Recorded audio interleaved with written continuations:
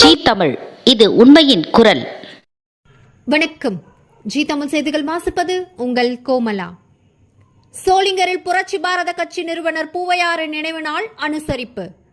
தமிழகத்தில் தலித் மக்களுக்கு ஒரு காலத்தில் பாதுகாவலனாக விளங்கியவர் பூவை மூர்த்தியார். இவருடைய நினைவு நாள் இன்று தமிழகம் எங்கும் அனுசரித்து வருகிறார்கள். இதனைத் தொடர்ந்து ராணிப்பேட்டை மாவட்டம் சோளிங்கர் நகரில் இன்று பூவை மூர்த்தியார் நினைவு நாள் அனுசரிப்பு நிகழ்வு நடைபெற்றது. இதற்கு ஒன்றிய தலைவர் சுந்தர் தலைமையேற்று பஞ்சாட்சரம் ஒன்றிய துணைத் தலைவர் கூடலூர் ராமதாஸ், இளையராஜா, சந்தோஷ் ஆகியோர் முன்னிலையில் பூவையாரின் நினைவு நாள் அனுசரிப்பு நடைபெற்றது. இதற்கு சிறப்பு அழைப்பாளராக மாவட்ட பொருளாளர் ஆறுமுகம், கோடைக்கல் ஊராட்சி மன்ற தலைவர் ஹேமனா ஜெகதீசன் கலந்து கொண்டு சோளிங்கர் பேருந்து நிலையத்தில் அம்பேத்கர் சிலைக்கு மாலை அணிவித்து மரியாதை செய்தனர். பின்பு அலங்கரிக்கப்பட்டு வைக்கப்பட்டிருந்த பூவையாரின் திருவுருவப்படத்திற்கு மலர் தூவி மரியாதை செய்தனர். பின்னர் 500 பேருக்கு அன்னதானம் வழங்கப்பட்டது.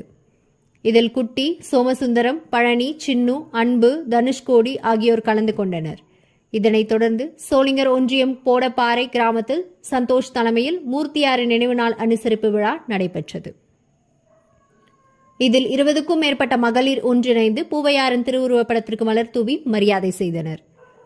இதில் சிறப்பு அழைப்பாளராக ஒன்றிய தலைவர் சுந்தர், ஜெகதீசன், கோடைக்கல் பஞ்சா ஆகிய கலந்து கொண்டு பூவையாரின் படத்திற்கு மாலை அணிவித்து மரியாதை செய்தனர்.